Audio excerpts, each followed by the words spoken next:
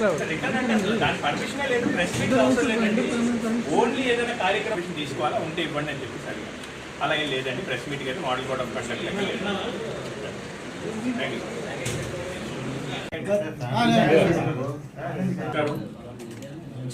నమస్కారం. ఈరోజు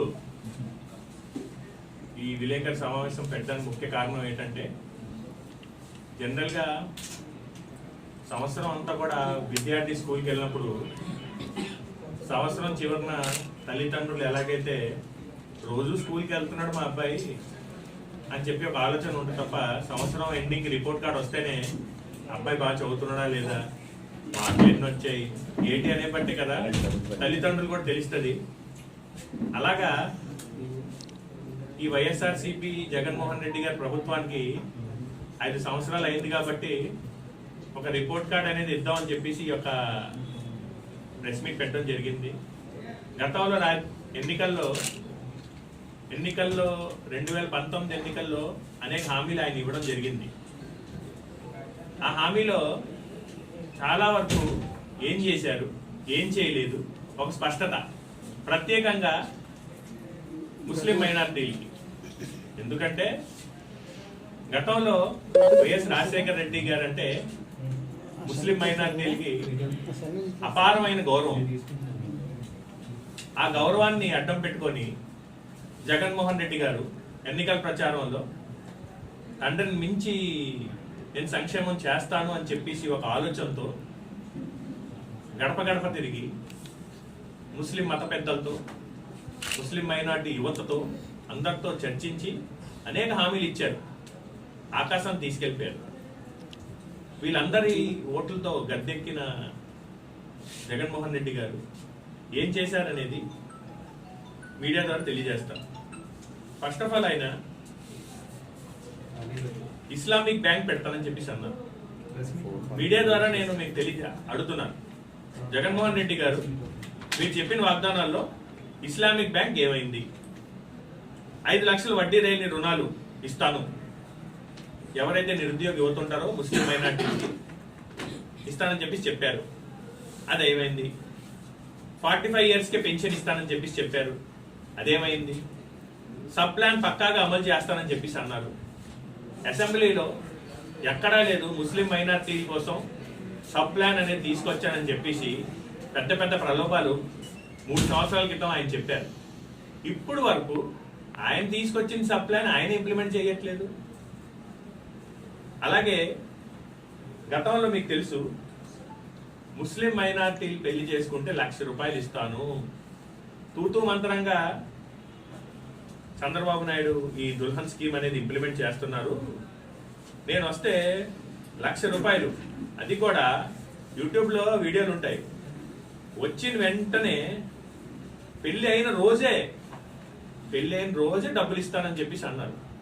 ముఖ్యంగా ఇంకో విషయం మీ అందరికి చెప్పాలి ఏంటంటే, ఈరోజు ఇక్కడ ఉన్న ముస్లిం సోదరులు అందరం కూడా మేము ఈ వేషధారణలో ఉండడానికి ముఖ్య కారణం ఏంటంటే, జగన్మోహన్ రెడ్డి గారి పాలనలో ముస్లిం మైనార్టీల పరిస్థితి ఏంటి అని తెలియపరచాలని చెప్పేసి ఒక ముఖ్య కారణంతోనే ఈరోజు ఈ వేషధారణలో ఈ ప్రెస్ మీట్ పెట్టడం జరిగింది.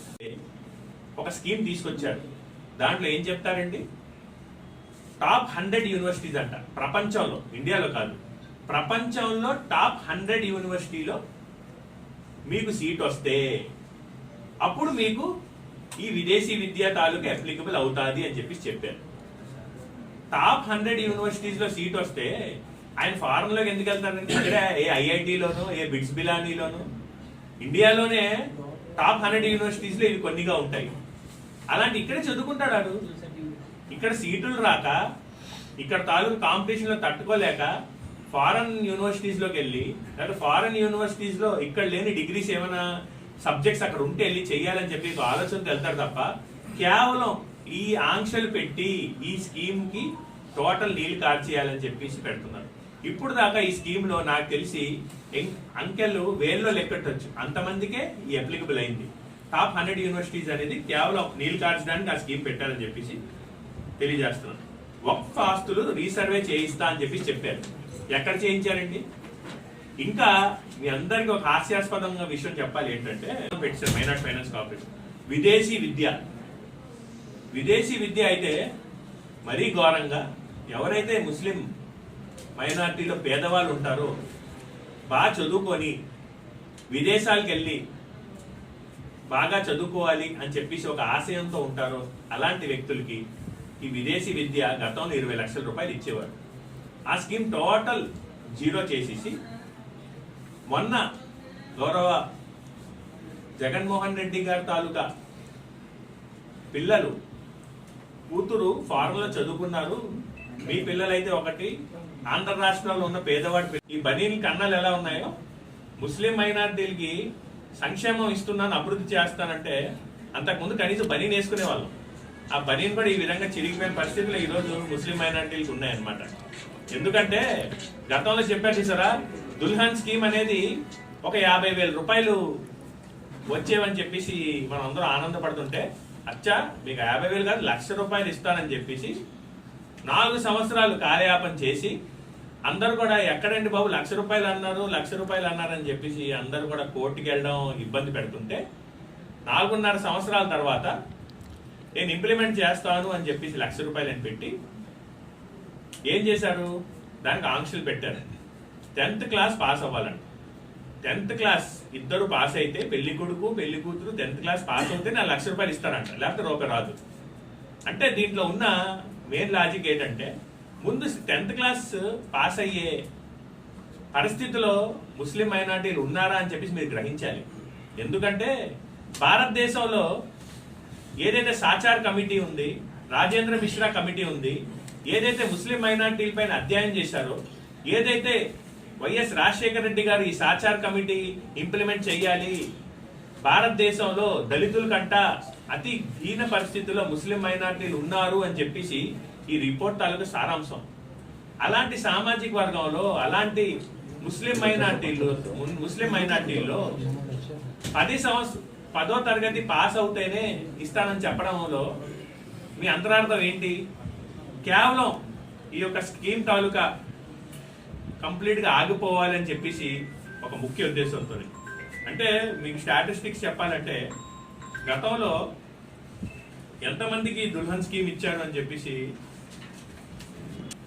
గత టీడీపీ ప్రభుత్వంలో 40,302 40,302 బెనిఫిషరీస్ దుల్హన్ స్కీమ్ కి ఇంప్లిమెంట్ అయింది.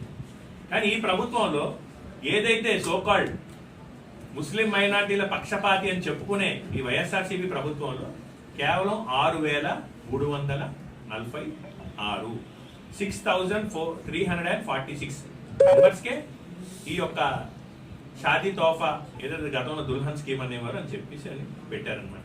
అది కూడా ఏంటి, చాలా వరకు ఆంక్షలు పెట్టి దాంట్లో తర్వాత రంజాన్ తోఫా మనందరికీ తెలుసు. ఇప్పుడు రంజాన్ నెల అవుతుంది, మేమందరం కూడా మ్యాక్సిమం అందరూ ఉపవాసంలో ఉన్నాం. రంజాన్లో పేద ముస్లింలు ఎవరైతే ఉంటారో వాళ్ళందరూ కూడా కొంచెం ఇబ్బందులు ఉంటాయి. ఈ రంజాన్ నెలలో ఉపవాసాలు ఉంటారు. డైలీ లేబర్ కూలీ పని వెళ్ళేవాడు కూడా ఇంట్లోనే ఉపవాసం ఉండి ప్రార్థన చేసుకుని ఇంట్లోనే ఉంటాడు. అలాంటి కుటుంబాలకి ఏదో చేయూతగా ఉండాలి అని చెప్పేసి ఒక రంజాన్ తోఫా అని గత ప్రభుత్వం తెలుగుదేశం ప్రభుత్వంలో ఈ యొక్క రంజాన్ తోఫా ఇచ్చేవారు. గతంలో ఎంతమందికి అండి, సుమారు 12,50,000 మంది ముస్లింలకి ఈ రంజాన్ తోఫా అనేది ఇచ్చేవారు టోటల్ ఆంధ్ర రాష్ట్రంలో. ఈ జగన్మోహన్ రెడ్డి గారు ఏం చెప్పారంటే రంజాన్ తోఫాని మించిన ఒక స్కీమ్ తీసుకొస్తాను అని చెప్పేసి, ఆ మించిన స్కీమ్ ఏంటో అదే చెప్తారు కదా, అంతకు మించి అని చెప్పేసి ఈ రోజుకు అంతకు మించి ఏదో అంత చిక్కట్లేదు. ఈ రోజుకి కూడా దానికి మించిన స్కీమ్ ఏంటో ఇప్పుడు దాకా కూడా తీసుకురాలేదు. కార్పొరేషన్ నిధులు దీని గురించి చెప్తే హాస్యాస్పదం. ముస్లిం మైనార్టీల కార్పొరేషన్ నిధుల్లో భాగంగా మైనార్టీ ఫైనాన్స్ కార్పొరేషన్ లో ఎవరైతే నిరుద్యోగ యువత ఉంటారో, ఎవరైతే వ్యాపారస్తులు ఉంటారో, చిన్న వ్యాపారాలు చేసుకున్న వాళ్ళు ఉంటారో వాళ్ళకి కొన్ని స్కీమ్స్ పెట్టేవారు. ఆదరణ అని చెప్పేసి, దుకాన్ మకాన్ అని చెప్పేసి, వడ్డీ లేని రుణాలు అని చెప్పేసి, గతంలో కారు కొనుక్కోవాలంటే రుణాలు అని చెప్పేసి ఈ స్కీమ్స్ ఉండేవి. టోటల్ గా గుండె సున్నా అంటారు కదా, అలాగే గుండె సున్నా పెట్టేశారు. పెట్టి ఎవరైతే ఈ ఫైనాన్స్ కార్పొరేషన్ తాలూకా పోస్టులు ఏదైతే వేస్తారో చైర్మన్లని మెంబర్స్ అని వాళ్ళందరిని అడిగితే కుర్చీలు కూడా లేవండి ఆఫీస్లో అని చెప్పేసి అంటారు.